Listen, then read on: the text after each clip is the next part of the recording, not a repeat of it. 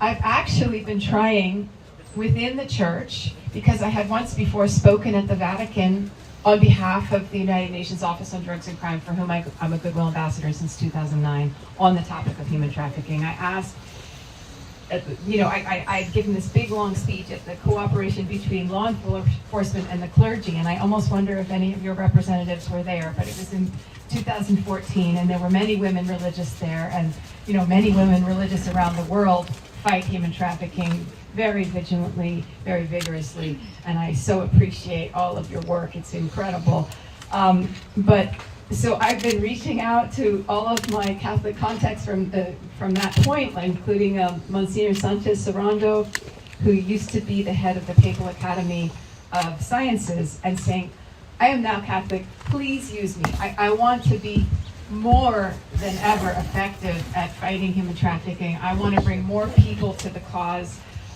Recently this summer, I was in a movie, I did the movie 5 years ago, but it came out this summer. It's called Sound of Freedom. A lot of people saw it. I have a very small part in it. Originally it was a little bigger and it got cut down to like 2 lines. But the movie is very moving. The plight of sex-trafficked children around the world is truly horrific and heartbreaking. And I think it awoke a lot of people's empathy in a way that I have not seen before.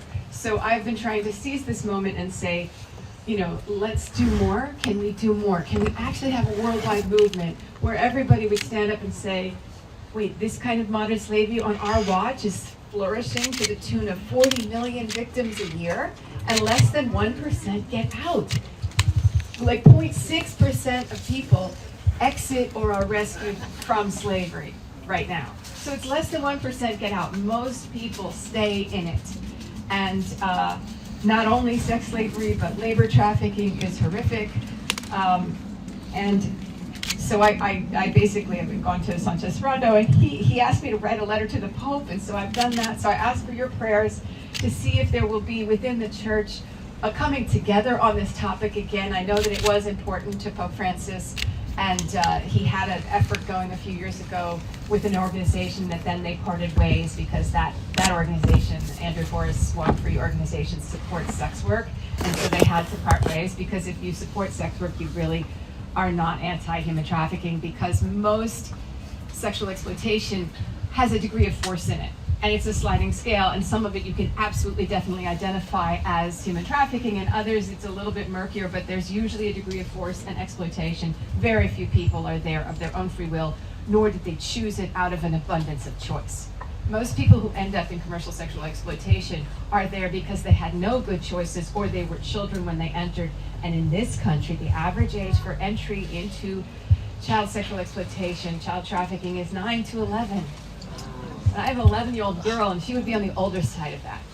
So that's like insane. And I have met victims as young as 7. I've seen victims who are much smaller that I have not talked to, but I've met and spoke to a young girl in Mexico City who was 7 years old, and she had been in a brothel in Cancun from the age of 4 to 7, servicing spring breakers. Like just the depravity and cruelty of human beings is really evident in this crime. This is where you see the enemy. This is where you see true evil in the world, is people hurting people and making money off of people's lives being destroyed over and over and over again. And the problem is, even in this country, gangs are seeing that this is more profitable than drug trafficking, because you can only sell a chemical or a plant substance once. You can sell a person again and again and again. Sometimes these child victims in America are sold 50 times a night. That's 50 rapes a night. And I'm going to try and keep it very PG, because I understand you have young people here, and I do not want to upset them or be inappropriate. So when I came to St. Monica's, and I went up to the priest, and I went to the Monsignor, I said, hi, I'm Mira Sorvino, I'm a Goodwill Ambassador in human trafficking, but I'm really trying to offer myself up in any way possible to be of support. I don't know if you have an anti-trafficking program here at the church, but I'd like to get involved locally. I'm involved with many local organizations, such as Coalition to Abolish Slavery and Trafficking, CAST, it's called CAST LA. And then a few seconds later, up walked Sister Isabel. I was like, hi, hi, I hear you're interested in human trafficking. And I was like, yes, this has been like sort of my other life's career. Like I've been doing it since 2004 and since 2009 with the UN. And so I really felt that God was bringing us together, and that God has brought all of us together here today. And I'm so grateful for all of you being mission partners with the Mary Queen of Heaven Missionaries. It's just incredible. Every bit that you do is elevating people's lives from ones of abject horror and misery and torture and hopelessness and wishes for suicide. I mean, true horror, to a beautiful life that, although it's a struggle at first to heal, but I have seen trafficking survivors flower into these happy, productive, powerful people who are altruistic, who want to help all of their sisters and brothers out of bondage. They are really so fully capable of seizing that life that God intended for them, rather than this terrible one that has been foisted upon them. So every dollar that you give, and if you already give, if you can give a little bit more, you might increase the number of people that the sisters can help. And each one of those is a life that you're miraculously giving a resurrection story to. You know, you are doing Christ's work on earth by supporting their work. You know, when I was in Spain with the UN, I spoke to a trafficker, a man who had trafficked thousands of girls and women out of Latin America and Africa and brought them to Spain to work in these roadside clubs. They're sort of brothel strip clubs. And he explained it very simply. He said, you know, because talking about how human trafficking has become even crueler than old style prostitution used to be. And he said, well, you know, in the old days, we had to pretend as pimps that we cared about the women.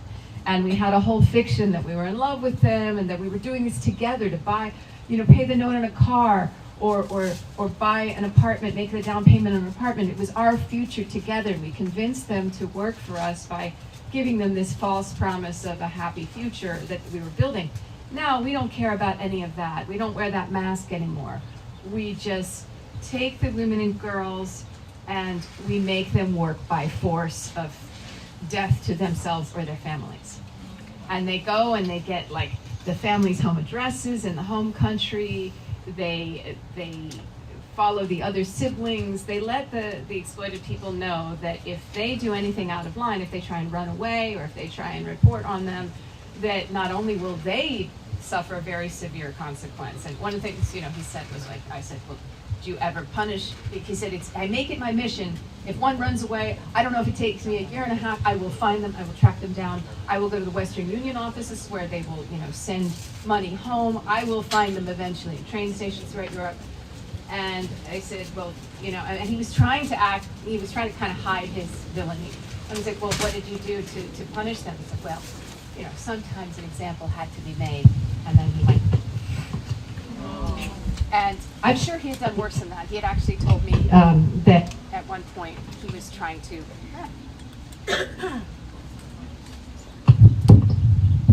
He had been trying to. There was a rival mafioso that he had put a hit on him, so he ended up locking that mafioso in the club and setting it on fire. And there happened to be some of the girls in there after hours, and they all burned. But he also said, you know, a woman or a girl or a boy, because this doesn't only happen to girls, it happens to anyone. It's like this, and he held up a bottle, and he said, she is a mercantile object to be traded and sold. Nothing more. And he literally had like no humanity, and I was looking at these eyes, and they were like dead. You know, he had sort of dead eyes. And then he ended up marrying one of his victims, and then they had children. And so he had gone to prison, and he ended up working for as an informant for a special brigade on the theme of human trafficking. But he really wasn't doing very much. He was just giving them little bits of information. And eventually I just started crying. He's like, why are you crying? And I said, because you haven't done enough. Every single girl that you put into this, you have to get out. And he said, well, if they want to denounce, I take them to the police office. I help them. And I said, no, you've destroyed like thousands of lives. You're telling me you have 3,000 from Colombia, 2,000 from this place, 1,000 from Nigeria.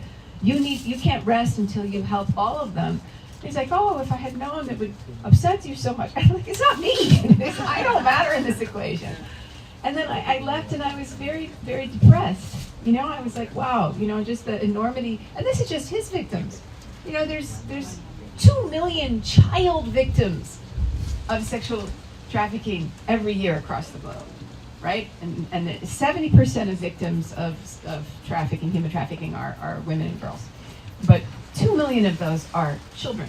And I left, and then 6 months later, I got this letter from the officer who had brought me in to have the meeting.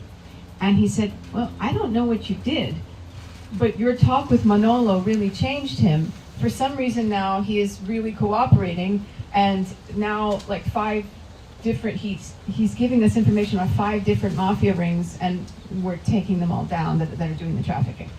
And I couldn't have known that just having a heart for his victims would somehow light empathy in his heart. But see, this is how Christ works. Like, through all of us, if we are loving and if we are open-hearted and we just take that next step, whatever compels us, it can really work miracles even in the most hardened of hearts. And I worked with another wonderful organization that maybe you guys should join forces with, because they're in Cambodia, but their model sounds kind of like yours. They are very holistic in their approach to fighting child sex trafficking in Phnom Penh, in Spaipak. And we did a whole documentary with them with the CNN Freedom Project. It's called Every Day in Cambodia. But since then, they've done so much more. They've built this giant school, and they employ the parents who don't have enough money and then fall prey to loan sharks who say, okay, we know you owe us this giant debt. We know you have an 11-year-old daughter. We can sell her virginity for $2,000, and it became endemic in this small community of very, very impoverished paperless immigrants from Vietnam to sell their children, or at least sell one to take care of the rest of the family. And they were so desperate that, it seemed like their only option. And this is the problem. It becomes a sort of a mindset like we have no other choice.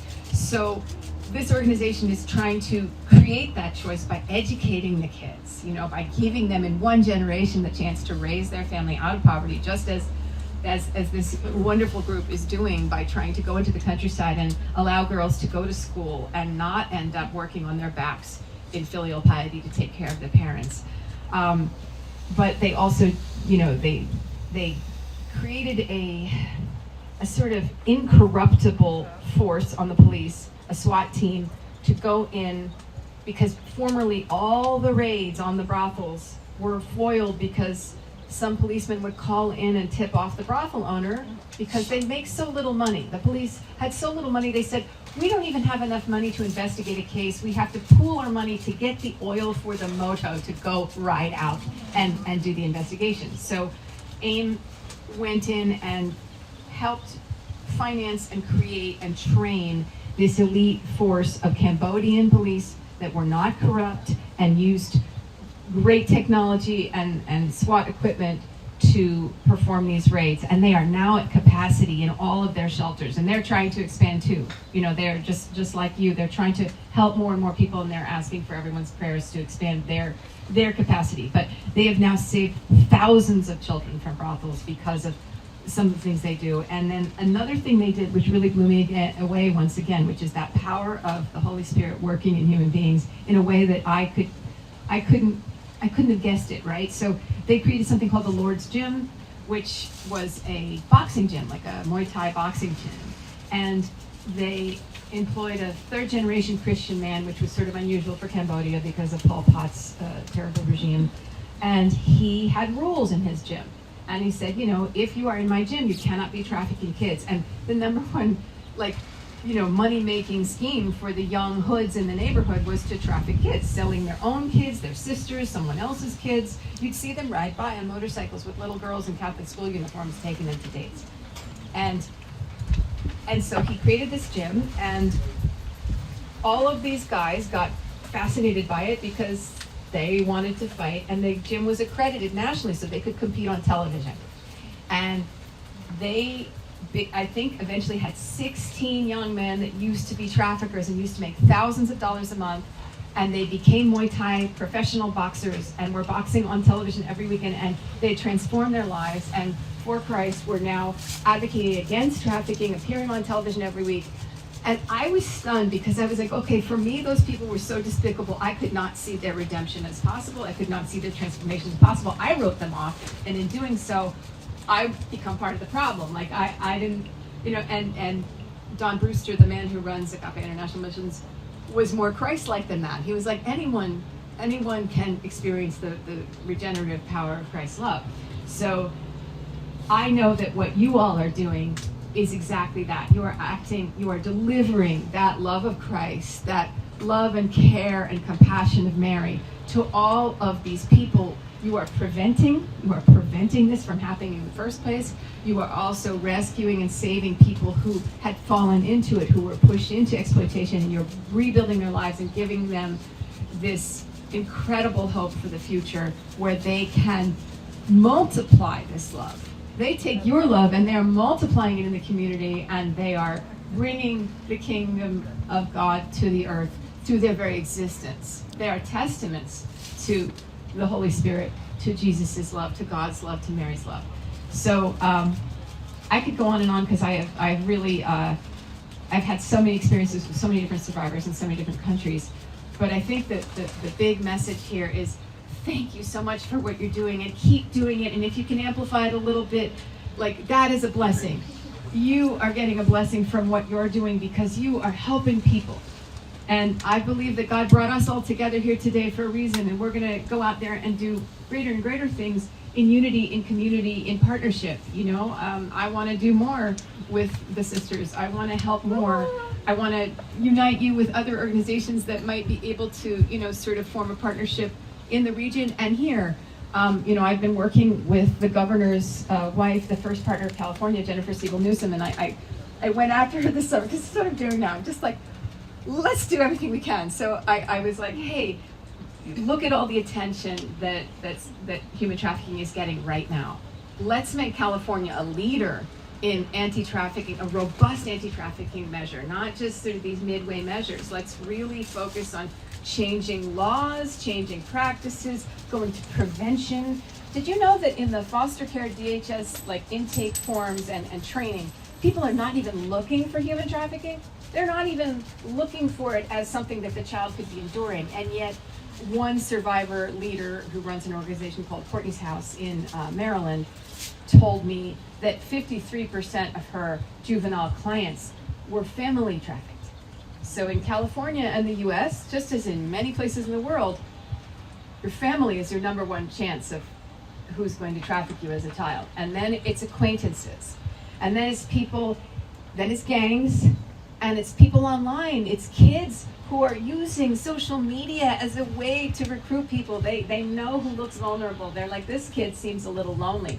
This person seems shy. They need acceptance. They want to be thought of as cool or pretty or, in a group. And they start grooming them online. Like, other kids will groom them and be like, well, hey, I love your shoes, or hey, we're going to have a party tonight. You want to come? And they work on them sometimes for over a year. I mean, some of them with the Romeo scheme, where they pretend to be in love with them, just as many people fall prey to this in the US and Mexico and lots of places. And then once they finally have their trust, they hook them, and quite quickly they are drugged, they're abused, and then videos are taken of them. So there's compromise on them. So these kids are afraid to speak out because they do not want the whole world to see what's going on with them. So we're working on a lot of things. I'm trying to get California to sort of up its game on all levels. Yeah, let's do more together with God's help. With God's help, we're unstoppable. Nothing ever stops unless people stand up and make it stop. And you all are doing the work of the angels, and I do believe that Mary has blessed you all, and I thank you so much, and I thank you for having me. Thank you so much.